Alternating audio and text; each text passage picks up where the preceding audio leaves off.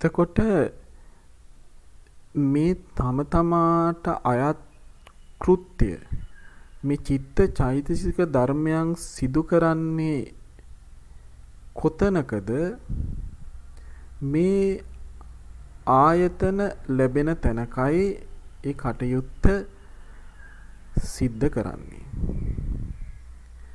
ආයතන නැති තැන චිත්ත චෛතසිකයන් තම තමා අයත් කෘත්‍යයන් සිද්ධ කරන්නෙත් නැහැ. දැන් මේකට කදිම උදාහරණයක් ඇටියට අපිට ඉදිරිපත් කරන්න පුළුවන් මදුපිණ්ඩික සූත්‍රයේහි සඳහන් වෙන ඉතා සුප්‍රසිද්ධ සූත්‍ර පාඨයක් තිබෙනවා. මෙන්න මේ සූත්‍ර පාඨය ඒ තමයි චක්කුංචාවසෝ පටිච්ච රූපේච uppajjati චක්කු විඥානං තින්නං සංගති පස්සෝ පස්සපච්චයා වේදනා යං වේදේති තං සංජානාති යං සංජානාති තං විතක්කේති යං විතක්කේති තං පපංචේති යම් පපංචේති තතෝ නිදානම් පුරිසං පපංච සංඥා සංඛා සමුදාචරಂತಿ අතීතනාගත පච්චුප්පන්නේසු චක්කු විඤ්ඤේයේසු රූපේසු කියන මෙන්න මේ සූත්‍ර පාඨය. අඩුම තරමින් මේ චක්කුංචාවසෝ පටිච්ච රූපේච uppajjati චක්කු විඥානං නැත්නම් චක්කුංච පටිච්ච රූපේච uppajjati චක්කු විඥානං කියලාවත් ඔබ විසින් මෙම පාඨය අහලා ඇති.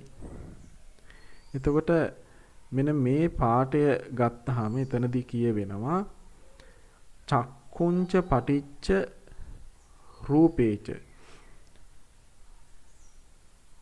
චක්ෂුව එහෙමත් නැත්නම් චක්ඛායතනය පටිච්ච ප්‍රත්‍ය කොටගෙන කියන්නේ නිස්සය ප්‍රත්‍යයෙන් ප්‍රත්‍ය කොටගෙන තවත් ප්‍රත්‍යයන් තිබෙනවා. මෙතනදී වඩාත් ප්‍රකට නිස්සය ප්‍රත්‍ය. එහෙම නැත්නම් චක්කු ප්‍රසාද රූපය දොරටුව කොටගෙන එසේත් නැතිනම් චක්කු ප්‍රසාද රූපය වස්තුව කොටගෙන එය නිස්සය කොටගෙන රූපේච රූපය ආරම්මන කොටගෙන උපදිනවා කුමක්ද චක්කු විඥානය. තින්නං සංගති පස්සෝ මෙම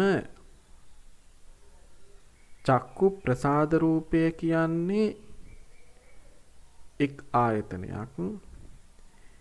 එයට රූපය දැනගන්නට බෑ. නමුත් චක්කු ප්‍රසාදය මත තමයි එහි තියෙන ප්‍රසාද ගතිය මත තමයි වර්ණ රූපය ආපාතගත වෙන්නේ. වෙන කිසිදු රූපයකට හෝ නාම ධර්මයකට මේ වර්ණ රූපය ආපාතගත වෙන්නේ නැහැ. ඒ ගුණය නැහැ. වර්ණ රූපයට අපිට දැනීමක් ඇති කරවන්න නැත්නම් අපේ දැනීම බවට පත් වෙන්නේ අපි කතා කරන දකින්නවා නැත්නම් දැක්ම බවට පත් වෙන්නේ වර්ණ රූපය නෙමෙයි. වර්ණ රූපය හුදෙක් අපිට අරමුණ බවට පත් වෙනවා පමණයි. ආරම්මන ප්‍රත්‍යයෙන් ප්‍රත්‍ය වෙනවා පමණයි සිද්ධ වෙන්නේ. එතකොට චක්කු ප්‍රසාද රූප සංඛ්‍යාත චක්කායතනය කියන්නේ එක් රූප ධර්මයක්. වර්ණ රූපය කියලා කියන්නේ තවත් රූප ධර්මයක්. මෙන්න මේ චක්කු ප්‍රසාදය මත මේ වර්ණ රූපය පතිත වුණාම මේ දෙදෙනාගේ ප්‍රත්‍යෝපකාරයෙන් ඇති වෙනවා ඒ වර්ණ රූපය දැනගන්නා වූ ස්වභාවයක් ඒ තමයි චක්කු විඥාණය. එතකොට මෙන්න මේ වෙන් වූ නාම රූප ධර්ම, මේ රූප දෙකත් මේ නාම ධර්මයක් කියන නාම රූප ධර්ම කැටි කරන ගතිය දැනගැනීමේ කෘත්‍යයක් බවට විඥාණයට නැගී සිටින්න පුළුවන් ආකාරයට, කියන්නේ අර චක්කු ප්‍රසාදය කියන වෙනම රූපය මත පතිත වුණු වෙනමම ධර්මයක් වෙච්ච වර්ණ රූපය දැනගැනීම නම් වූ වෙනම ක්‍රියාවකින් දැනගැනීම කියන කටයුත්ත ඒකාබද්ධ කිරීම සිද්ධ වෙන්නේ මේ පස්ස චෛතසිකයෙන්. මේ තුන් දෙනාගේ ස්පර්ශ වීම, නාමමය ස්පර්ශ වීම පස්ස කියලා හඳුන්වනවා. මේක රූපයක් මත ඇතිල්ලීම වගේ ස්පර්ශයක් නෙමෙයි. එහෙම තේරුම් ගන්න එපා. මේ තුන් දෙනාගේ ඇති වෙන සහසම්බන්ධතාවයක් හා සමානයි මේ පස්සය. මේ දෙදෙනා එකට ගැටීම තව මේ ඉදිරියට වර්ධනය වෙනවා. දැන් මහා හත්ති පදෝපම සූත්‍රයේදී සරියුත් මහරහතන් වහන්සේ මේන් ඔබට ගිහිල්ලා පැහැදිලි කරනවා චක්කුංචාවුසෝ අපරිබින්නං හෝති බාහිරාච රූපා ආපාතං ආගච්ඡති තජ්ජෝච සමන්නාහාරෝ හෝති කියලා. මෙතන තවත් කරුණක් එක්කහු කරනවා. තජ්ජා සමන්නාහාරය නැත්තම් ගැළපෙන මානසිකාරය යෙදෙන්නට ඕන කියලා. මොකද මානසිකාරය යොමු නොවුනොත් අපේ ඒ ආයතන මත බාහිර රූප ශබ්දාදිය පතිත වුණත් අපිට ඒවා දකින්න අහන්න පුළුවන් කමක් ලැබෙන්නේ නැහැ. උදාහරණයකට දැඩි අවධානයෙන් අපි රූපවාහිනිය නරඹනවා නම්, පොතක් කියවනවා නම් අපිට සමහර වටේ තියෙන ශබ්ද පවා ඇහෙන්නේ නැහැ. සමහර ස්පර්ශ අපි එච්චර ගණන් ගන්නෙ නැහැ. කියන්නේ අපිට දැනෙන්නෙම නැහැ, නොදැනීම ඉක්ම යනවා. මොකද මානසිකාරයේ යොමු නොවන නිසා. නමුත් මෙතනදී ඒ කරුණ දක්වලා නැහැ. මෙතනදී ප්‍රධාන වශයෙන් අපිට දැනෙන දෙයක් තමයි එකවරම විශාල ආලෝකයක් ඉදිරියට පැමිණුනොත් අපිට එහි තියෙන වර්ණය පෙනෙන්න ගන්නවා. එතකොට මේ වෙන් වූ ධර්ම තුනක් එකට කැටි කරන මේ පස්සය ක්‍රියාත්මක වෙනවා. ඒ ස්පර්ශය කරන කොටගෙන ඒ ආරම්මණයේ තියෙන රසය අපි සුඛ දුක්ඛ අදුක්ඛම සුඛ වශයෙන් විඳිනවා. ඒ යමක් අපි විඳිනවද එම ආරම්මණයම අපි හඳුනා ගැනීමක් සිද්ධ කරනවා. නැත්නම් හඳුනා ගැනීම, පසුව හඳුනා ගැනීම සඳහා යම් කිසි සටහනක් ගැනීම සංඥා චෛතසිකයේ විසින් ඒ අවස්ථාවේදීම සිද්ධ කරනවා.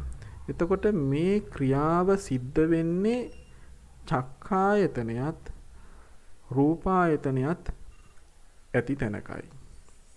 චක්ඛායතනයත් රූපායතනයත් නැති තැනක චක්කු විඥානය පහළ වීම අපිට බලාපොරොත්තු වෙන්න පුළුවන් කමක් නැහැ.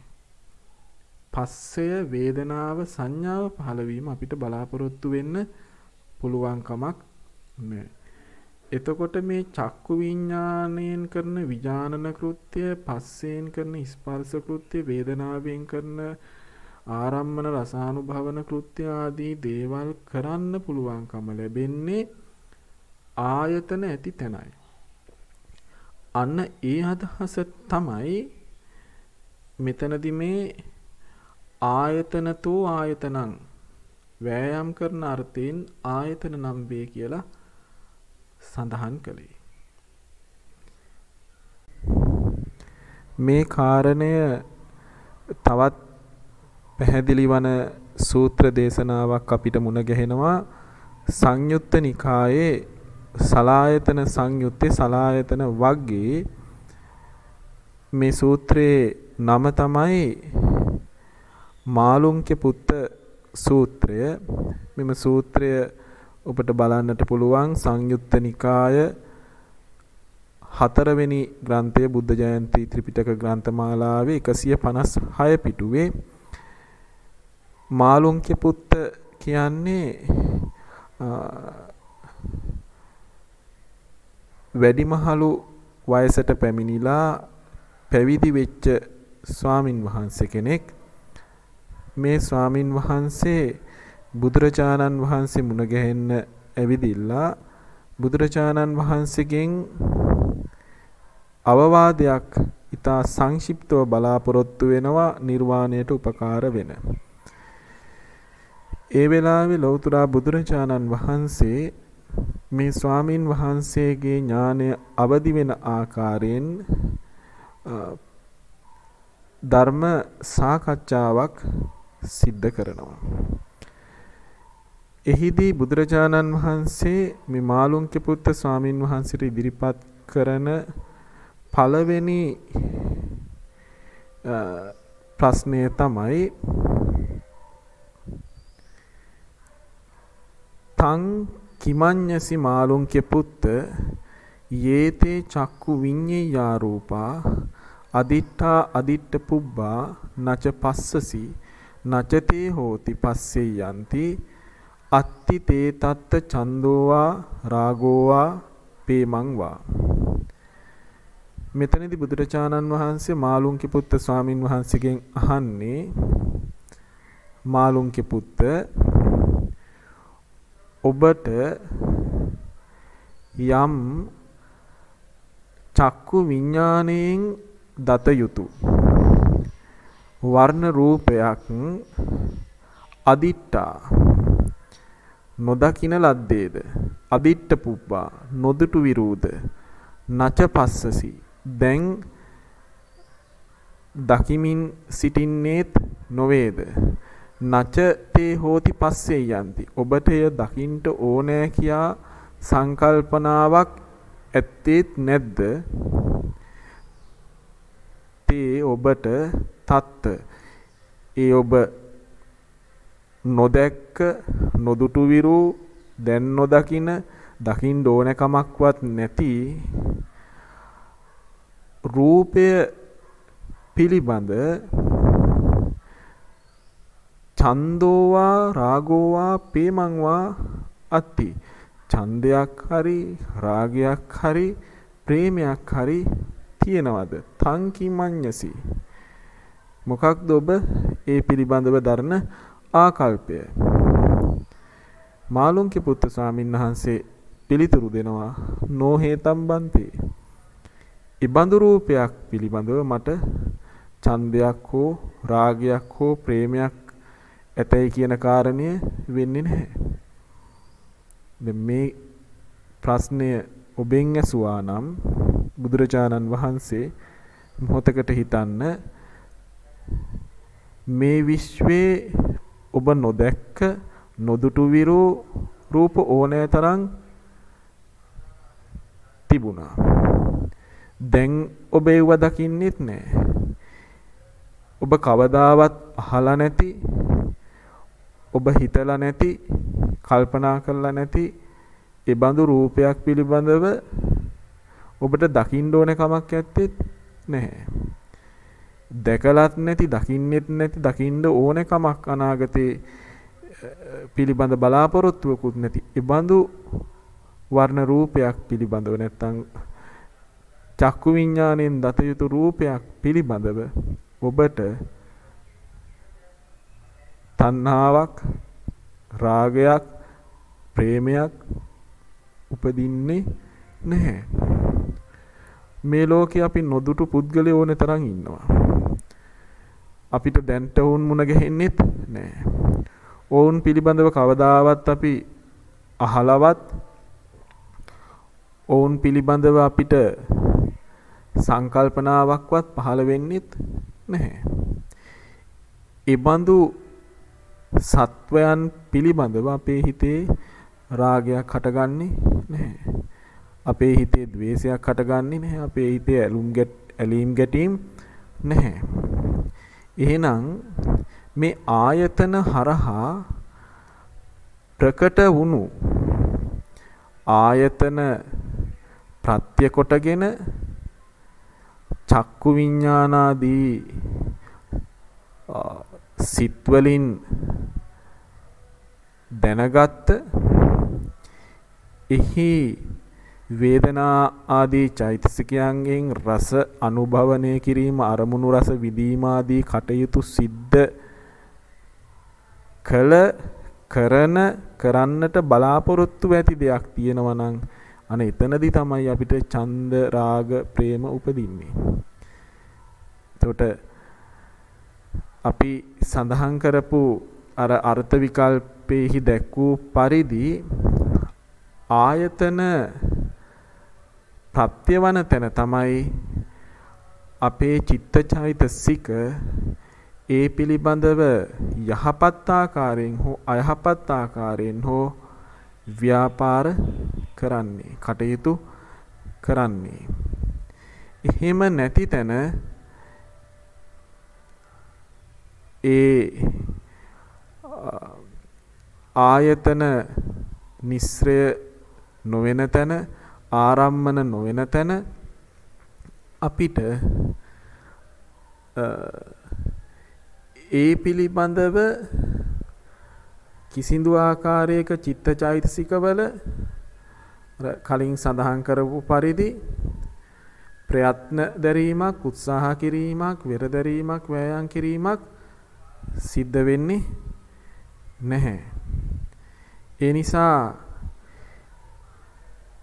ආයතන ප්‍රත්‍ය කොටගෙන චිත්තචෛතසික පහළ නොවන්නා වූ දෙයක් පිළිබඳව අපිට තැවෙන්න දුක් වෙන්න කටයුතු කරන්න අවශ්‍යතාවයක් ඇත්තෙත් නැහැ. යම් යම් ධර්ම ප්‍රකට වෙනවා නම් අන්නේ ප්‍රකට වන්නා වූ අවස්ථාවේදී තමයි අපි නුවණින් කටයුතු කරන්න අවශ්‍ය වෙන්නේ. එම අවස්ථාවේදී තමයි එම ප්‍රත්‍යවන රූප ධර්ම සහ ක්‍රියාකාරීත්වයට පැමිණෙන නාම ධර්ම නාම රූප වශයෙන් වෙන්කොට සත්පුද්ගල සංඥාවන්ගෙන් අතමිදී ඒ වාගේ පටිච්ච සමුප්පන්න බව නුවණින් දකිමින් හේතු ප්‍රත්‍ය ඇතිකල්හි යටගෙන හේතු ප්‍රත්‍ය නැතිකල්හි නිරුද්ධ වන ස්වභාවය නම් වූ අනිත්‍ය ලක්ෂණය අනිත්‍ය බැවින් දුක් වන බව යමක් අනිත්‍යද දුකද එය අනාත්මය යන මේ ත්‍රිලක්ෂණය දකිමින් විපස්සනා නුවණින් දැක ගනිමින් කෙලෙස් ධර්මයන් පරාජය කරන්නට අවශ්‍ය වන්නේ අන්න එතනයි. ඒක නිසා මේ ආයතන ඇති තැනම තමයි මේ චිත්තචෛතසිකයන්ගේ ක්‍රියාකාරීත්වයේ ප්‍රයත්නය උත්සාහ කිරීම වෙරදරීම වෑයම් කිරීම කියන කාරණය බලාපොරොත්තු විය හැක්කේ එකී ක්‍රියාකාරීත්වයේ සිද්ධ වන ස්ථානයේ කියන අර්ථයෙන්. එතකොට ආයතනතෝ ආයතනං කියලා අට කතාවේ ආයතන කියන පදය පළවෙනි අර්ථ විකල්පයෙන් අර්ථ දක්වලා තියෙනවා. ආයතන කියන පදය සඳහා වන දෙවන අර්ථ විකල්පය තමයි ආයානං තනනතෝ ආයතනං කියන අර්ථ විකල්පය. එතනදී ආයානං කියන පදේ තියෙන්නේ චට්ටි විභක්තියෙන්. එතකොට එහි ආය කියන මුල් පදයේ අර්ථය චිත්ත චෛතසික ධර්ම කියන එකයි. එතකොට ආය සංඛ්‍යාත චිත්ත චෛතසික ධර්මයන් ප්‍රකට කරන උපදවන අර්ථයෙන් මෙම 12 ආයතන නම් වෙනවා. අපි මෙහි අර්ථය කුමක්ද කියලා විමසා බැලුවොත් මේන් අදහස් කරන්නේ එකී ආයතන විසින් කලින් නොතිබූ චිත්තචෛසික ධර්ම අලුතින්ම උපදවයි කියන අදහස තමයි මෙතන මේ චිත්තචෛසික ධර්ම ප්‍රකට කරන උපදවන අර්ථය කියලා අපි සඳහන් කළේ. මොකද යම් කිසි චිත්තචෛතසික ධර්මයක් පහළවන්නේ අපි කලිනුත් සඳහන් කළ පරිදි මේ ආයතන ධර්මවල ප්‍රත්‍ය උපකාරයෙන්. එම චිත්තචෛතසික ධර්ම ආයතනයන්ගෙන් ප්‍රත්‍ය නොලබන තැනක උපදින්නේ නැහැ. එතකොට යම් කිසි ආයතනයක් අපට චිත්තචෛතසික ධර්ම පහළ වීමට උපකාර කරද්දී එම ආයතනයන් පහළ විය යුතුයි. ඒ ආයතනත් හේතු ප්‍රත්‍යයෙන් හට ගන්නට ඕනේ. ඒ හේතු ප්‍රත්‍යයෙන් හටගන්න ආයතන සදාකාලික නැහැ. ඒ හේතු ප්‍රත්‍යයෙන් හටගන්න ආයතන ඒවත් අනිත්‍ය බැවින් උපාද තිති කියන අවස්ථා දෙකට පස්සේ භංගයටපත් වෙනවා. නිරුද්ධ වෙලා යනවා. එතකොට එම ආයතනම නිස්සරය කොටගෙන ප්‍රත්‍ය කොටගෙන නැවත නැවත චිත්තචෛතසික පහළ වෙන්නේ නැහැ. නැවත වතාවක් ඒහා සමාන ගුණයෙන් යුත් ආයතනයන් ප්‍රත්‍ය කොටගෙන කලින් නොතිබුණු චිත්තචෛතසික ධර්ම සමූහයක් තමයි පහළ වෙන්නේ. සරල උදාහරණයකින් අපි පැහැදිලි කරනවා නම් ඔබ ගිය අවුරුද්දේ රඹුටන් ගෙඩියක් අනුභව කළා නම් ඒ රඹුටන් ගෙඩියත් ඒ රඹුටන් ගෙඩියේ තිබුණු රස දැනුණු ජීවහා ධාතුවත් ඒ වගේම ඒ රඹුටන් ගෙඩියේ රස දැනගත්තා වූ චිත්තචෛතසිකත් එදා ඒ අවස්ථාවේ නිරුද්ධ වුණා. නමුත් මේ අවුරුද්දෙත් ඔබ රඹුටන් ගෙඩියක් අනුභව කරද්දී ඔබට ඒහා සමාන රසයක් දැනෙන්නට පුළුවන්. රසයේ යම් සමානත්වයක් තියෙනවා. ඒ රසය දැන ගැනීමට උපකාර කරන්නේත් ජීවහායතනයක්මයි. චක්කායතනෙන් සෝතායතනෙන් රස දැනගන්න බෑනේ. අපි ජීවහායතනයකින් තමයි රසය විඳින්නේ. හැබැයි ඒ ජීවහා ධාතුව ගිය අවුරුද්දේ ඔබට තිබිච්ච ජීවහා ධාතුව නෙමෙයි. ඒ ජීවහා ධාතු පහළ වුණ సంతානෙම මේ මොහොතේ පහළ වුණු කර්ම ප්‍රත්‍යයෙන් පහළ වුණු ජීවහායතනයක් තමයි ඔබට ප්‍රත්‍ය වෙලා තියෙන්නේ. ඒ වගේම රසයේත් යම් සමානතා තිබෙනවා. මේ ආයතන දෙක ප්‍රත්‍ය කොටගෙන ඔබට යලිත් අර රඹුටන් ගෙඩිය අනුභව කරපු අවස්ථාවේ ඇති වුණ චිත්තචෛතසිකයන් හා සමාන ඔබට ප්‍රියමනාප චිත්තචෛතසික සමූහයක් පහළ වෙන්න පුළුවන්. ඒතකොට මේ චිත්තචෛතසිකයන්ගෙත් යම් සමානත්වයක් තියෙනවා. නමුත්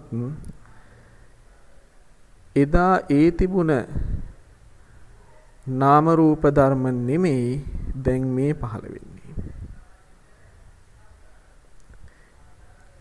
අන ඒකයි අපි කියන්නේ මේක ධර්මයේ සඳහන් වෙන්නේ අහුත්වා සම්බොන්ති. අර එදා රඹුටන් ගෙඩිය අනුභව කරනකොට ඒ රඹුටන් ගෙඩියේ තිබිලවත් එහෙම නැත්තම් ඒ ජීවහා ධාතුවේ තිබිලවත් චිත්තචෛසික ආවා නෙමෙයි. ඒ වගේම ඒ අනුභවයෙන් පස්සේ නැවත ඒ චිත්තචෛතසික අපේ ජීවහා ධාතුව තුලවත් වෙන යම් තැනක හෝ තැම්පත් උනත් නෙමෙයි. ඒ සියල්ල નિયમિત කාලයක් තුල හේතු ප්‍රත්‍යයෙන් හටගෙන නිරුද්ධව ගියා. අනිත්‍යත්වයටපත් වුණා.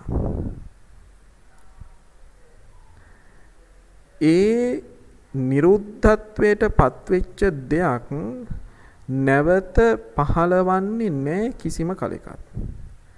නමුත් ඒහා සමාන චිත්ත චෛතසික නැවත ඒහා සමාන ගුණ ඇති ආයතනයන්ගේ ක්‍රියාකාරීත්වයෙන් හටගන්නට පුළුවන්. එවිට මුලාවටපත් වෙන්න පුළුවන්. ඔබ දකින්නේ එකම පුද්ගලයාය. ඔබ විඳින්නේ ඒ රසමය. මේවා නිශ්චිතයි. මේවා නියතයි. එකම දේ හැටියට ඔබ දකින්නට විශ්වාස කරන්නට පොළඹවන තරමට මේවා සමාන වෙන්න පුළුවන් අපේ මේ භව ගමනේදී. නමුත් සත්‍ය එය නෙමේ. කලින් නොතිබුණු චිත්ත චෛතසික ධර්ම අර ආයතනයන්ගේ ප්‍රත්‍යයෙන් ප්‍රකට වෙන්න පටන් ගත්තා. අලුතින් ඉපදුනා. අලුතින් ඉපිද ඒවා පරණ වෙලා අපි ගාව තියෙන්නේ.